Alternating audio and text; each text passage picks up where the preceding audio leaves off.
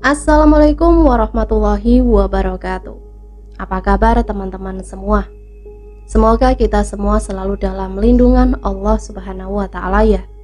Diberikan nikmat sehat walafiat. Amin ya robbal alamin.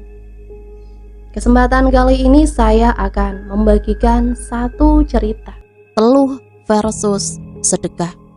Seperti apa ceritanya? Mari kita mulai. Faisal, seorang lelaki berusia 41 tahun yang pernah hidup dalam kehancuran. Pengusaha otomotif ini hampir mengakhiri hidupnya dengan menabrakkan diri ke kereta api. Tapi rupanya takdir kematiannya belumlah tiba. Sekeras apapun usahanya ingin melepaskan nyawa dalam raga, takkan mampu mendahului takdir. Takdir kematiannya bukan dengan bunuh diri. Setidaknya itu yang kini ia sadari. Yogyakarta 2008. Faisal memasuki halaman rumahnya. Ia membuka pagar halaman kemudian memasukkan mobilnya. Setelah menutup kembali pintu pagar, ia memasuki rumah dengan raut wajah penuh dengan masalah. "Mas, kenapa mas?" tanya Yuni, istrinya.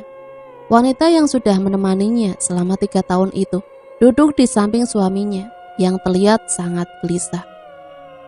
"Entah kenapa beberapa hari ini pelangganku jarang lagi ada yang datang, Dek," jawab Faisal. Ia menyandarkan diri di sofa. Yuni terdiam, keluhan yang tidak jauh beda dengan dirinya. Wanita itu juga mengalami hal yang sama. Usaha toko emasnya hampir sepi pelanggan sekarang. Bahkan sehari nyaris tidak ada yang datang. "Yang sabar ya, Mas. Aku juga sama, Mas. Tokoku sekarang sepi. Kemarin aku mengurangi karyawan 2 orang. Ya Allah, kasihan mereka. Tapi aku juga gak tahu harus gimana."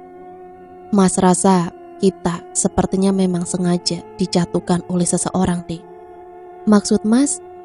"Kayaknya kita diguna-guna atau apalah istilahnya itu, diteluh agar usaha kita hancur." "Mas percaya seperti itu?" "Entahlah, Dek. Gimana kalau kita konsultasi ke Ustadz saja, Mas?" "Enggaklah, Dek." "Kenapa, Mas?" "Mas takut salah Ustadz.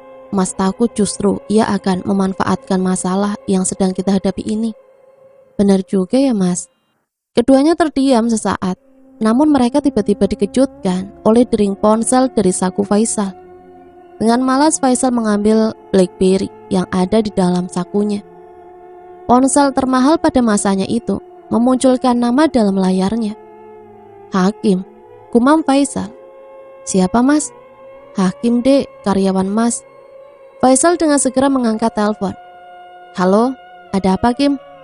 "Pak, showroom kita kebakaran, Pak. Cepat kemari, Pak." "Innalillahi wa inna ilaihi rajiun." "Ya, Kim, saya ke sana." "Kenapa, Mas?" "Showroom Mas kebakaran, Dek." "Innalillahi." "Mas ke sana ya, Dek." "Hati-hati, Mas." Faisal segera berlari keluar rumah sore itu. Selepas maghrib, pikirannya kacau. "Ya Allah, apa Engkau sedang ingin menguji keimananku? Atau sedang ingin mengingatkanku? Haruskah dengan cara seperti ini, ya Allah?" Air mata tak kuasa ia bendung, mengalir begitu saja seiring perjalanannya menuju ke tempat ia mencari harta dunia. Sesampainya di lokasi, ia melihat kobaran api sudah membumbung tinggi. Kepulan asap hitam sudah mengangkasa. Sementara beberapa menit ruko yang lain dengan cepat mengeluarkan isi di dalamnya.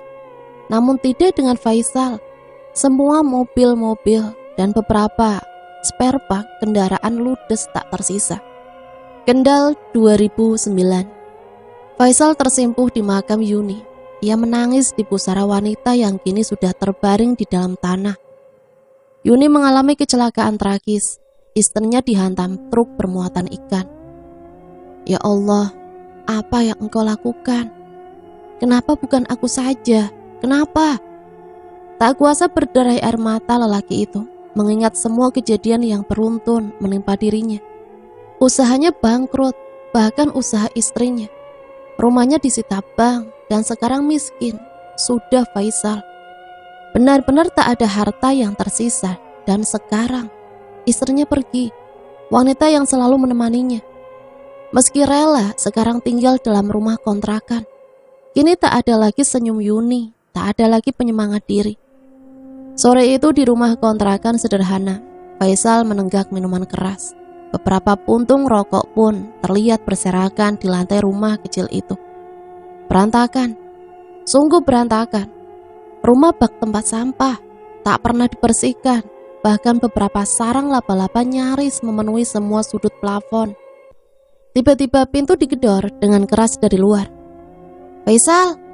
Faisal!" teriak seorang ibu-ibu yang sudah berdiri di depan pintu. Ia sesekali mengintip dari balik jendela yang rapat tertutup korden.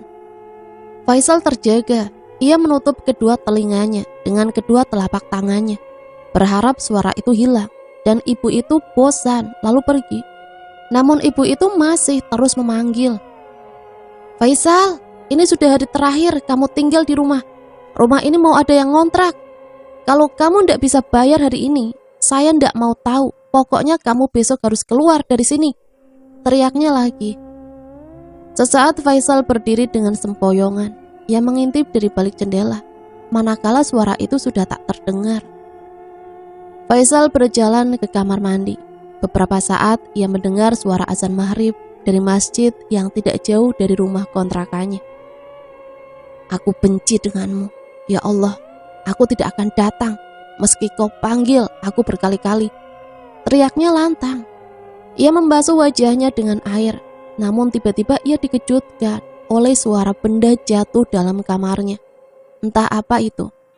Faisal dengan segera berjalan dan melihat ke dalam kamarnya. Tidak ada apa-apa. Lantas suara apa itu? Suara yang jelas sangat keras dari dalam kamar itu. Faisal mengamati ruangan kamarnya. Ia berjalan menuju ranjang dengan kasur dan selimut yang berantakan. Ia duduk sesaat di tepi ranjang itu. Namun tiba-tiba hidungnya mencium aroma seperti benda terbakar.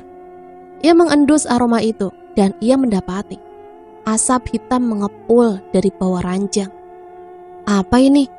Faisal melongokkan kepalanya ke bawah ranjang dan ia terkejut ketika melihat benda bulat kecil terbungkus kain menyala di bawah tempat tidurnya. Faisal mengambil sapu yang ada di pojok kamar. Kemudian ia meraih-raih api kecil itu. Sesaat kedua matanya mengamati. Lalu Faisal mematikan api tersebut dengan memukul-mukulkannya dengan buku. Api pun padam. Sebuah bola kecil terbungkus kain berwarna putih sudah nampak di hadapannya. Apa ini? 5 bulan sudah Faisal hidup lantang-lantung di jalanan. Ia kelaparan, kedinginan, dan kehausan.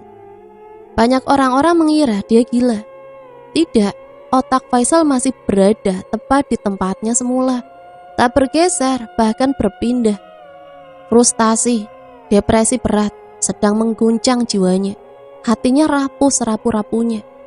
Tak usah kau tanya keimanannya, karena lelaki itu sudah tak punya.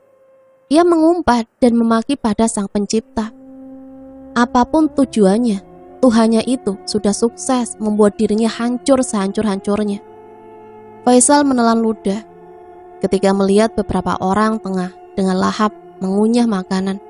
Kemudian beberapa orang yang iba padanya memberi makanan pada Faisal. Malam itu Faisal berjalan di atas rel kereta api. Sepi, hanya suara hewan-hewan malam yang entah saling berbicara apa. Ia ingin mengakhiri hidupnya. Cukup sudah ia menderita, cukup. Sesaat ia melihat cahaya dari kejauhan. Cahaya dari benda besi yang berjalan di atas jalannya. Inilah saatnya. Dengan berlutut di atas rel, Faisal sudah siap. Ia akan menemui istri dan kedua orang tuanya sekarang. Tiba-tiba entah dari mana datangnya, sebuah sobekan koran terbang menutupi wajahnya. Ia mengambil dan dalam cahaya lampu rel, Faisal membaca sebuah artikel. Koran yang lusuh dan sudah robek itu ia amati. Baris-baris huruf menari di pelupuk mata, membuat sebuah kalimat yang menghentak jiwanya. Keajaiban sedekah bisa menolak bala semua bentuk kejahatan, baik kejahatan secara kasat mata maupun tak kasat mata. buktikanlah. Faisal masih tertegun. Itu hanya sebuah judul, entah dari tulisan siapa.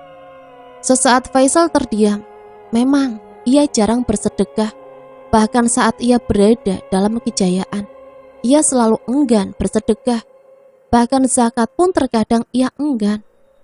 Meski dia termasuk dalam kategori seorang muslim, imannya tipis, setipis kertas yang ada dalam genggamannya sekarang. Faisal tak peduli, ia meremas-remas kertas itu dan membuangnya jauh-jauh. Ia meneruskan niatnya untuk mengakhiri ini semua. Cahaya itu bergerak lambat, namun suara deru mesin terdengar sudah dekat. Faisal memejamkan mata, namun ia membuka matanya kembali ketika ia merasa ada yang melempar kepalanya dengan benda. Bukan, tapi itu kertas yang sudah berbentuk bulat yang ia remas-remas tadi. Bagaimana kertas ini kembali? Siapa yang melemparnya? Faisal menoleh ke kanan dan kiri. Tak ada siapapun manusia di sekitarnya. Rel ini jauh dari pemukiman, berada di tengah sawah. Cahaya lampu di sepanjang rel membuat matanya mencari-cari siapa yang melempar kertas ini. Faisal meraih kertas itu lagi dan membukanya kembali. Masih sama tulisan yang tadi ia baca tentang keajaiban sedekah. Enggak mungkin, apa hebatnya sedekah? Ia meremas dan membuangnya lagi. Cahaya makin dekat, deru mesin semakin jelas terdengar. Sementara bunyi trompet dari benda besi yang melaju sudah dibunyikan. Pertanda sang masinis melihat seseorang tengah berada di rel. Faisal memejamkan mata, suara deru mesin itu pun mendekat. Dan benda besi itu lewat di jalur rel sebelah tempat Faisal bersimpuh pasrah. Faisal berjalan gontai, usaha bunuh dirinya gagal. Ia merasakan ngeri teramat sangat ketika hembusan angin kencang dari benda besi tadi malam melewatinya. Mungkin Tuhan masih sayang padanya. Subuh pun menjelang. Ya Allah, aku lapar, gumam Faisal. Ia memegangi perutnya yang terasa mengempis dan mengeluarkan bunyi. Badannya hitam, tubuhnya kurus, sementara rambutnya panjang, berantakan tak terurus. Ia berjalan menuju ke masjid di pemukiman warga. Sesaat dia mendengarkan suara azan dari muazin. Beberapa orang yang masuk ke dalam masjid tidak menghiraukannya. Faisal lelah badannya. Ia membaringkan tubuh di teras masjid. Rasa kantuk dan capek seketika membuat matanya terpejam. Jam 8 pagi Faisal terbangun. Tubuhnya terasa tak punya energi. Lapar sudah perutnya. Biasanya ia mengorek-ngorek tong sampah hanya untuk menemukan makanan sisa. Dan sekarang pun ia harus melakukan hal yang sama lagi agar perutnya terisi. Faisal bangkit dan duduk di teras masjid. Kedua matanya seketika tertuju pada bungkusan kecil yang ada di sampingnya. Nasi bungkus dan satu botol minuman. Entah manusia mana yang berbaik hati memberikannya makan. Tanpa pikir panjang, Faisal menyantap makanan itu. Nikmat, sungguh nikmat makanan ini, meski hanya nasi campur. Kenyang sudah perutnya, Faisal berjalan lagi, entah kemana selanjutnya. Dalam perjalanan, ia teringat akan tulisan yang ia baca tadi malam. Keajaiban sedekah, benarkah? Ah, tidak mungkin. Faisal duduk sesaat, keningnya berkerut, memikirkan kejadian tadi malam. Seandainya benar sedekah itu bisa merubah hidupnya, lalu apa yang akan ia sedekahkan? Uang saja ia tak punya. Faisal berpikir sejenak. Ada keinginan dalam hatinya untuk membuktikan sehebat apa sedekah itu.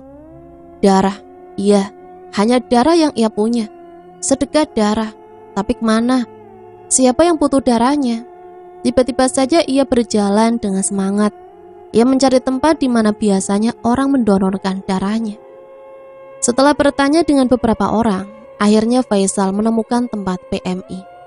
Tempat inilah yang biasa menerima para pendonor darah. Ya, benar. Ragu Faisal kala itu. Apa mungkin darahnya bagus? Dan apa mungkin petugas akan bersedia mengambil darahnya ini? Sementara dia hanya gembel yang menurut orang-orang dianggap gila. Bismillah, jika engkau memang melihatku, ya Allah, terimalah sedekahku ini dari salah satu makhlukmu. Aku sedang tak punya apa-apa, hanya darah dan nyawa. Ini pun hanya titipanmu. Aku mohon, kembalikan kehidupanku yang dahulu melalui sedekah darahku ini. Faisal sudah berdiri di depan kantor Palang Merah Indonesia. Sejenak keraguan muncul. Akankah mereka akan menemui dirinya? Akankah ia akan diterima untuk mendonorkan darahnya? Lelaki dengan pakaian lusuh itu kembali. Ia ragu, lalu mengurungkan niatnya. Malam itu ia duduk diam di emperan toko. Sebuah bengkel tepat berada di seberang jalan. Bengkel besar dengan berbagai logo dari merek mobil-mobil ternama terpampang jelas di bawah nama bengkel. Bayang-bayang masa lalunya sepintas mengusik pikirannya manakala ia berada di atas kejayaan. Tak lupa air mata lelaki itu merintik, terasa mengalir ke bawah di kulit pipi kusamnya. Dek, aku kangen sama kamu. Sejenak Faisal terbawa dalam lamunan ketika istrinya itu masih bersamanya. Kala itu, Mas, mana kita sekarang? Tanya Yuni. Ketika melihat petugas bank sudah menempelkan tulisan besar di depan pagar rumah. Faisal terdiam. Rumahnya yang ia bangun dengan susah payah harus ia relakan. Beberapa furnitur dalam rumahnya pun tak mampu menutupi hutang. Ketika pihak bank telah mengtaksir jumlah rata-rata harga furnitur itu jika diuangkan, namun setidaknya bisa sedikit mengurangi beban hutang pokok. Pihak bank sudah menyetop bunga ketika Faisal mengajukan diri atas ketidakmampuannya lagi untuk membayar cicilan. Bank telah memutuskan Faisal sebagai kredit macet dan wan prestasi. Apa boleh buat, tanah beserta bangunan di atasnya berupa rumah dan isinya sekarang diambil alih oleh bank. Faisal dan Yuni akhirnya pulang ke rumah orang tua Yuni di Kendal. Habis sudah harta mereka, tak tersisa hanya beberapa baju yang mereka bawa. Beruntung kedua orang tua Yuni menerima baik kedatangan anak dan menantunya itu. Jika tidak, entah harus kemana mereka pergi. Beberapa bulan di rumah mertuanya membuat Faisal tidak betah. Akhirnya ia memutuskan untuk pindah ke kota dengan meminjam uang kepada orang tua Yuni untuk mengontrak rumah dan mencari pekerjaan. Di rumah kontrakan sederhana, Yuni membuka warung kecil-kecilan, modal yang ia pinjam dari orang tuanya. Sementara Faisal berdagang bakso cilok. Dengan sepeda ontel, mereka mencoba menata kembali ekonomi keluarga yang porak-poranda oleh takdir atau entah oleh tangan manusia. Mas, sholat, seru Yuni ketika melihat suaminya duduk sambil merokok di teras rumah. Malas aku dek, sholat pun gak akan mengembalikan kejayaan kita kan. Mas gak boleh bilang gitu mas. Kamu saja yang sholat, minta sama Allah, suruh dia kembalikan harta yang kita punya. Mas, harta kita itu punya Allah, jadi suka-suka Allah, mau diambil kapan saja. Mas kenapa sih? Faisal terdiam, ia menghisap rokoknya kuat, kemudian mengeluarkan asap itu dari mulutnya. Entahlah dek. Yuni menuju kamar, namun belum lama ia merebahkan diri di atas kasur. Tiba-tiba wanita itu merintih-rintih kesakitan. Mas, mas, rintihnya. Faisal yang mendengar rintihan istrinya itu segera berlari menuju kamar. Kenapa kamu dek? Faisal memegang pundak Yuni. Kekhawatirannya terjadi lagi. Entah apa yang terjadi dengan Yuni. Ia sering merintih kesakitan. Wanita itu memegangi perutnya. Dan tiba-tiba ia muntah. Memuntahkan cairan berwarna merah. Dek, seru Faisal. Ia masih memegangi Yuni yang makin keras merintih. Mas, ya Allah, sakit sekali perutku mas. Yuni masih memegangi perutnya. Ia menangis seakan tak kuasa menahan rasa sakit. Entah bagaimana rasanya, Faisal tak bisa berbuat apa-apa. Sudah sering Yuni seperti ini, dan sudah sering Faisal mengajaknya ke dokter. Namun dokter tak menemukan gejala penyakit apapun dalam tubuh Yuni. Ada apa? Kenapa denganmu Yun? Kali ini tidak ada jalan lain. Faisal terpaksa melakukan apa yang sejak dahulu ingin ia lakukan. Ia berlari keluar rumah. Mas, mau kemana? Teriak Yuni yang masih kesakitan. Aku panggil Pak Kiai dek, tunggu sebentar. Faisal keluar. ia berlari menuju tetangga kontrakan yang terkenal dengan sebutan Kiai. "Assalamualaikum, Pak Yai." Faisal mengetuk-ngetuk pintu rumah sederhana yang sudah mulai gelap. Beberapa saat nyala lampu terlihat terang di ruang tengah. "Waalaikumsalam." "Loh, Mas Faisal, kenapa Mas?" Seorang lelaki tua keluar dari balik pintu. "Pak Yai, saya minta tolong. Istri saya sakit perut, Pak Yai. Dia muntah darah." "Nggak dibawa ke dokter?" "Sudah Pak, tapi kata dokter nggak ada penyakit." "Kok bisa? Apa nggak salah diagnosis dokternya itu?" "Saya nggak tahu Pak Yai. Ayo Pak Yai, tolong ke rumah, tolong istri saya." "Loh, saya ini bukan dokter Mas. Mana saya bisa?" "Pak Yai, percaya sama sihir kan?" "Sihir? Tolong Pak Yai, lihat dahulu kondisi istri saya." Akhirnya lelaki itu menurut. Ia dan Faisal segera menuju ke rumah. Sesampainya di rumah, Yuni terlihat masih kesakitan. Ia menangis-nangis sambil memegangi perutnya. "Dek, ini Pak Kiai. Tolong saya Pak Kiai, sakit banget perut saya ini Pak." Yuni terus menangis. Sementara itu, lelaki tua yang dipanggil Pak Kiai mendekat dan duduk di dekat Yuni. "Saya nggak pernah menghadapi yang seperti ini Mas, tapi akan saya coba. Tolong ambilkan air putih dalam gelas, Mas Faisal." Faisal bergegas menuju dapur dan kembali membawakan segelas air putih. "Pesanan Pak Kiai." "Ini Pak Yai." Lelaki tua itu sesaat menengadahkan kedua tangannya. Terdengar lirih ia membaca beberapa ayat suci Al-Quran. Kemudian setelah selesai, lelaki itu meniup air putih dalam gelas tersebut. "Bismillahirrohmanirrohim. Ini Dek Yuni, minumlah." Lelaki itu menyodorkan gelas berisi air putih itu ke Yuni. Yuni dengan segera meminumnya. Beberapa saat Faisal dan Pak Kiai mengamati apa yang terjadi. Tidak ada yang terjadi. Yuni masih kesakitan. "Ya Allah, kenapa Pak Kiai?" "Saya tidak pernah menangani hal seperti ini Mas Faisal. Saya hanya menggunakan beberapa cara yang diajarkan guru saya sewaktu di pesantren. Dan lihat, ini nggak ngaruh sama sekali." Lelaki itu berpindah tempat duduk. Kemudian Faisal yang masih mengawasi keadaan istrinya yang masih menangis kesakitan duduk di sebelahnya dan memegangi pundak Yuni. Tiba-tiba terdengar suara keras seperti benda terlempar ke atas, namun tidak dari kamar. Suara itu berasal dari dapur dan ruang tengah. Sontak keduanya terkejut. Pak Kiai berlari keluar kamar ingin melihat suara itu, diikuti Faisal. "Apa tadi Pak Yai?" "Saya nggak tahu Mas." Keduanya masih mencari-cari apa gerangan suara tadi. Namun mereka kembali dikejutkan oleh teriakan Yuni dari dalam kamar. "Mas!" Seketika keduanya berlari kembali ke kamar. Mereka mendapati Yuni sudah terbaring diam. Wanita itu pingsan tak sadarkan diri. "Dek! Dek!" teriak Faisal. Ia mengguncang-guncang tubuh istrinya itu. Kemudian jarinya ia letakkan di bawah hidung Yuni. "Ya Allah, istri saya pingsan Pak Yai." Beberapa hari kemudian, atas saran dari Pak Kiai tetangganya itu, Faisal membawa Yuni ke rumah seorang kiai ternama di Kaliwungu. Setelah mengutarakan kedatangan mereka, sang kiai mencoba meruqyah Yuni. Proses ruqyah berjalan dengan lancar. Tak ada hal mistis apapun dalam tubuh Yuni.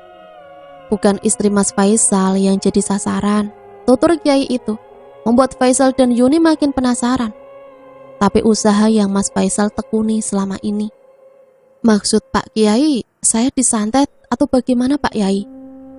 Sepertinya ada seseorang yang tidak suka dengan kesuksesan Mas Faisal. "Apa Pak Kiai tahu siapa orang itu Pak?" Pak Kiai itu menarik nafasnya dalam-dalam. "Saya tidak tahu Mas. Tak ada kemampuan saya untuk tahu siapa yang melakukan ini.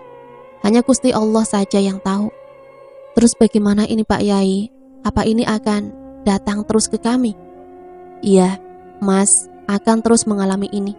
Tapi saya sarankan ke Mas Faisal dan Dek Yuni, perbanyaklah sedekah.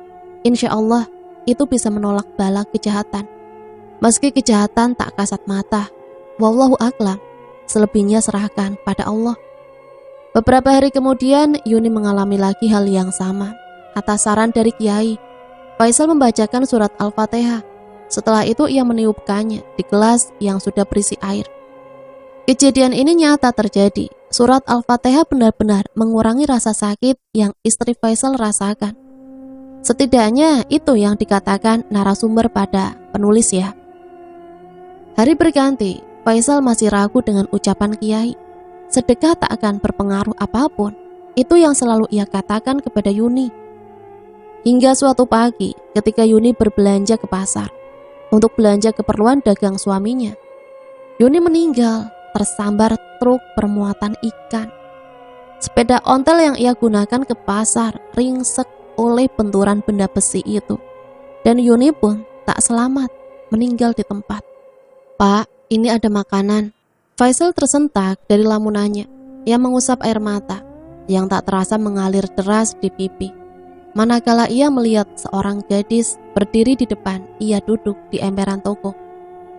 Gadis itu menyodorkan nasi bungkus pada Faisal. "Terima kasih, Nak." Ia pun menyantap makanan dari gadis baik itu. Setelah gadis itu pergi bersama beberapa teman-temannya, keesokan harinya, kali ini Faisal sudah menata niatnya untuk bersedekah, meski itu dengan darah. Ia lalu masuk ke dalam kantor PMI. Faisal melangkahkan kakinya dengan penuh percaya diri. Ia disambut oleh petugas yang ramah, meski ia tahu itu hanya basa-basi. Setelah melalui proses yang berbelit, termasuk ditanya kartu identitasnya yang nyaris membuat Faisal gagal. Akhirnya petugas itu pun memberikan beberapa kertas untuk Faisal isi di dalamnya. Beberapa saat Faisal bernafas lega. Darahnya sudah diambil oleh petugas PMI. Entah untuk siapa darahnya itu. Tapi Faisal tak peduli. Semoga bermanfaat, batinya. "Ada stok 1 kantong darah O?" tanya seorang petugas medis. "Nggak ada, Pak," jawab petugas PMI. Ada 1 kantong, Pak, tapi dari pendonor orang jalanan." "Sehat kan dia?" "Sehat sih, Pak. Sini, saya ambil." Petugas medis itu membawa 1 kantong darah segar, darah Faisal, entah untuk siapa. "Aku harus kerja, harus," gumam Faisal.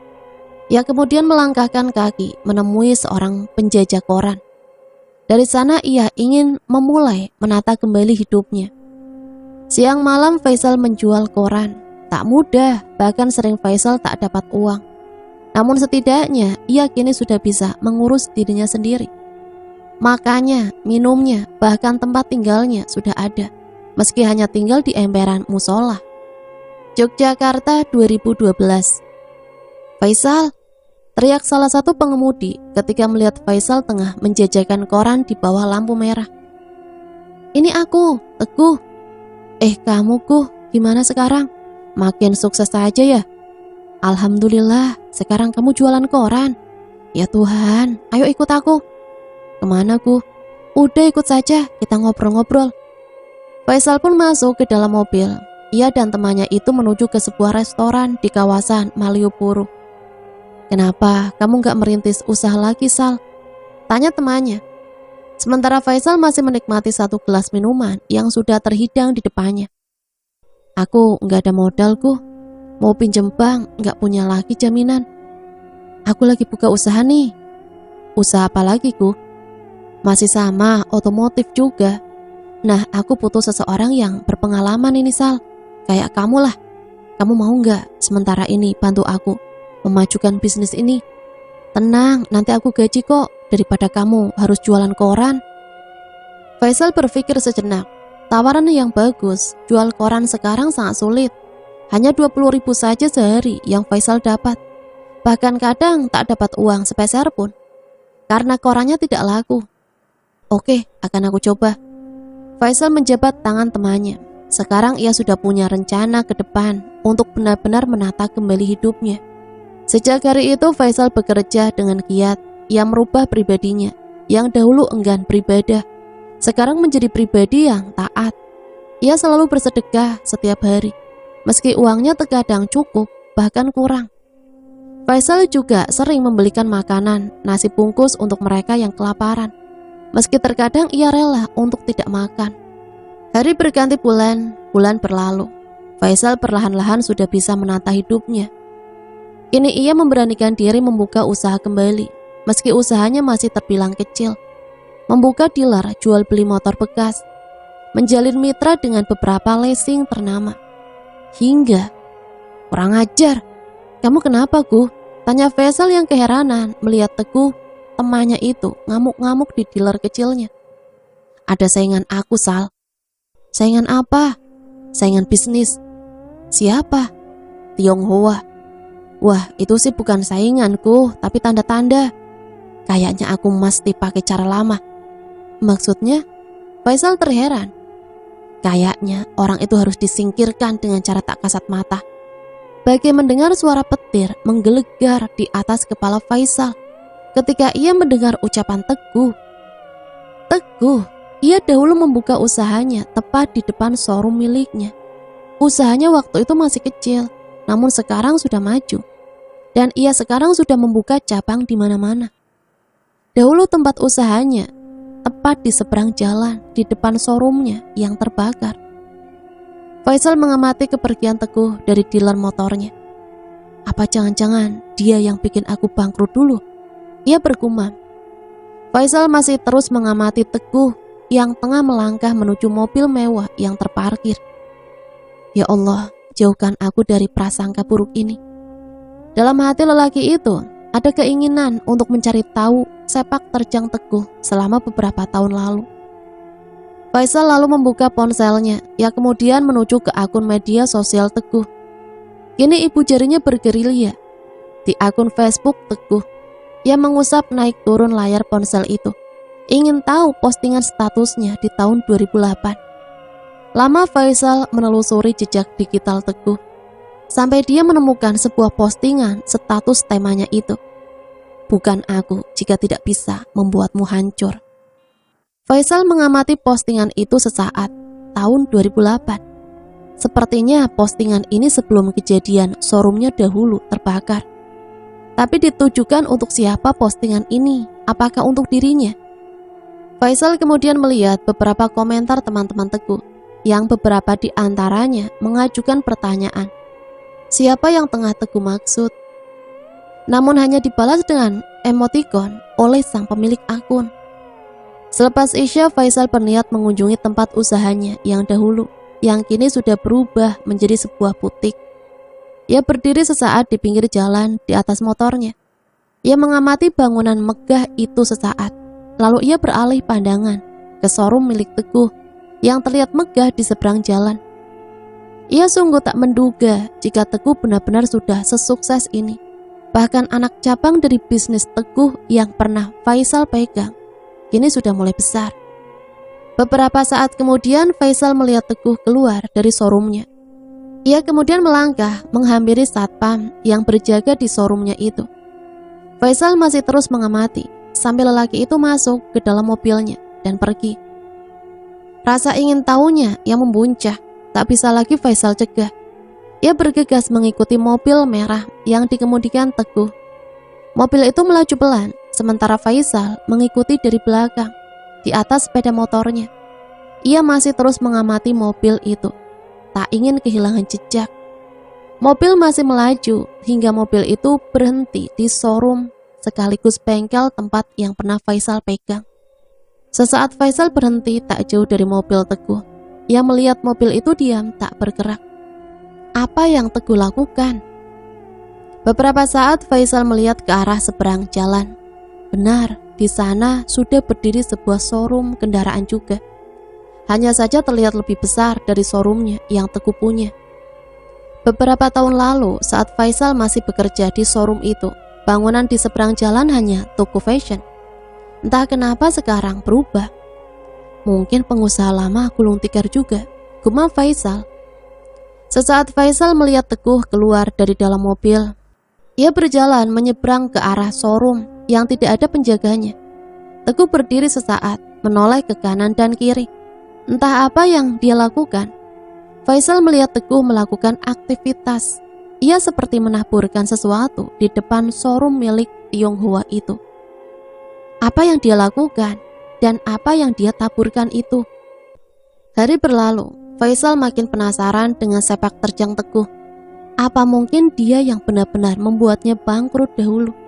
Jika benar, setega itukah? Faisal menarik nafasnya dalam. Ia duduk di kursi dealernya pagi itu. Ia menunggu karyawannya yang hari ini entah kenapa dia terlambat datang. Biasanya dia sudah standby di dealer. Beberapa saat kemudian karyawan satu-satunya itu datang juga. Setelah memarkirkan motornya di depan dealer, ia pun masuk. "Pak, maaf, saya kena macet, Pak," serunya ketika melihat Faisal yang sudah ada di dealer. "Showroom baru di depan Pak Faisal kerja dulu, kebakaran, jadi macet jalanannya itu, Pak." Mendengar, Faisal tersentak. Ia berdiri menghampiri karyawannya. "Kebakaran?" "Iya, Pak, tadi untung apinya nggak membesar, sudah diatasi." Faisal berpikir sejenak, kemudian ia bergegas keluar dari dealernya. Faisal mengamati beberapa orang yang bergerombol di pinggir jalan. Kedua matanya tertuju pada bangunan yang menghitam. Beruntung sekali pemilik showroomnya itu. Ia bisa menyelamatkan semua properti yang ada di dalamnya. Faisal mengalihkan pandangannya ke arah showroom punya Teguh. Ia tidak terlihat Teguh di sana. Mungkin masih di rumahnya. "Pak, kenapa itu, Pak?" tanya Faisal pada tukang becak yang mangkal di sana. "Itu kebakaran, Mas, katanya ada orang yang bakar. Untung ada yang tahu, pelakunya ada di CCTV katanya." "CCTV? Andai dahulu CCTV di showroomnya itu tidak ikut terbakar, mungkin ia tahu kejadian yang Faisal alami. Hanya saja ia sudah terburu menyimpulkan jika itu terjadi karena adanya hubungan arus pendek dari kabel listrik." Faisal mendekat ke arah pasangan Tionghoa yang masih berdiri di depan showroomnya. "Pak, maaf, kenapa ini?" tanya Faisal dengan seorang pria bermata sipit yang masih berdiri di samping wanita. "Showroom saya ada yang bakar, Mas." "Bapak tahu pelakunya?" "Ada di CCTV, tapi bukan CCTV saya, tapi di CCTV toko kelontong itu." "Bapak sudah dapat kopian rekaman CCTV-nya, Pak?" "Sudah." "Boleh saya lihat, Pak?" "Mas siapa?" "Saya juga dahulu punya showroom yang terbakar, Pak, tahun 2008. Mungkin Bapak tahu, siapa tahu pelakunya sama, Pak." "Oh, yang di jalan Mangkubumi ya?" "Iya, Pak." Iya, saya tahu. Saya lihat beritanya." Lelaki sipit itu kemudian menunjukkan rekaman CCTV pada Faisal. Tapi sayang, pelaku tidak terlihat jelas. Hanya kendaraan roda 2-nya saja yang nampak, itu pun dengan buram. Setelah meminta izin pemilik showroom itu, kemudian Faisal mengcopy video hasil rekaman CCTV tersebut ke ponselnya. Hari berlalu, bulan berganti, tak ada titik terang dalam kasus kebakaran showroom besar milik Tionghoa tersebut. Petugas kesulitan memecahkan kasus itu karena gambar buram dan minim cahaya. Hari itu Faisal mendapatkan telepon dari karyawannya. Ada seseorang yang bermaksud menjual sepeda motor. Faisal yang saat itu masih berada di rumah kontrakannya bergegas ke dealer untuk melihat motor dan untuk transaksi jika memang deal. Faisal memarkirkan motornya di dealer, kemudian dia masuk ke dalam dealer. Di sana sudah ada 2 orang laki-laki yang tengah duduk menunggu kedatangan Faisal. "Pak, ini motornya, Pak," seru karyawannya ketika melihat Faisal datang. Faisal mengecek kondisi motor itu, mulai dari pengecekan bodi hingga ke mesin. Honda Astrea Supra X lama. Tiba-tiba kedua mata Faisal tertuju pada bekas bodi motor bagian depan, dekat lampu yang seperti meleleh, bekas terbakar. "Ini kenapa, Mas?" tanya Faisal kepada salah satu lelaki yang berdiri di dekatnya. "Oh, ini kena api, Pak." "Kena api? Kok bisa?" "Nggak tahu, Pak. Beberapa bulan lalu dipinjam kawan saya. Pulang-pulang sudah begini." Faisal masih mengamati bekas api yang ada di motor. Kemudian ia melihat STNK dan BPKB pemilik kendaraan. Tidak ada hal yang mencurigakan. Akhirnya setelah melalui negosiasi yang panjang, motor itu pun berpindah tangan. Faisal masih mengamati bekas luka dari motor itu. Beberapa saat kemudian ia mengambil ponselnya dan melihat rekaman CCTV dari showroom milik keturunan Tionghoa yang terbakar. Dalam video buram itu terlihat sebuah motor Supra. Namun tidak jelas plat dan warna motor itu. Hanya saja sepintas Faisal mengulang-ulang video tersebut. di bagian di mana sebuah api jatuh tepat di bagian depan motor. Lalu terlihat salah satu pria berjaket dengan helm gelap mematikan api yang sempat menyala di bagian depan motor tersebut. Setelah berunding dengan pemilik showroom yang terbakar, Faisal dan keturunan Tionghoa itu melaporkan penemuannya ke polisi. Dan polisi bergerak cepat. Dalam waktu singkat, penyewa motor sudah ditangkap. Setelah diinterogasi polisi, benar saja mereka adalah pelaku pembakaran showroom milik warga keturunan Tionghoa itu. Dan yang mengagetkan, mereka hanya orang suruhan, disuruh oleh seseorang, dan orang itu adalah Teguh. Dari pengakuan kedua tersangka itu, akhirnya polisi mencoba menangkap Teguh, tapi sayang, Teguh sudah menghilang. Setelah menjadi buronan selama beberapa bulan, akhirnya Teguh ditangkap di kediaman orang tuanya di Cirebon. Lelaki itu mengakui semua, bahkan termasuk pembakaran showroom Faisal yang dahulu. Motif pembakaran itu hanya karena iri hati dan persaingan bisnis. Beberapa bulan kemudian, Teguh tertunduk ketika ia dibesuk oleh Faisal di tahanan.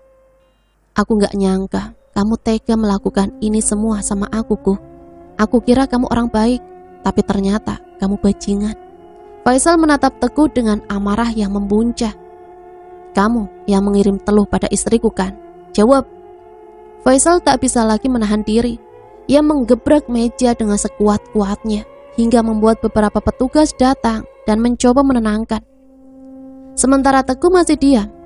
Jawab aku. Faisal berontak melepaskan diri dari pegangan beberapa petugas. Seketika ia langsung menghujami beberapa pukulan ke arah Teguh yang tak bisa berbuat apa-apa. Jawab bajingan, jawab. Kamu yang mengirim teluh pada keluargaku kan? Faisal mengamuk. Ia memukul, menendang Teguh yang jatuh dari kursi. Sementara petugas kewalahan dengan aksi brutal Faisal. Kamu benar-benar gak punya hati. Faisal mundur. Ia dibawa petugas keluar dari tempat besuk tahanan. Setelah kasus dikembangkan, Teguh ditetapkan sebagai tersangka atas 2 tindak kejahatan, pengerusakan dan pembunuhan.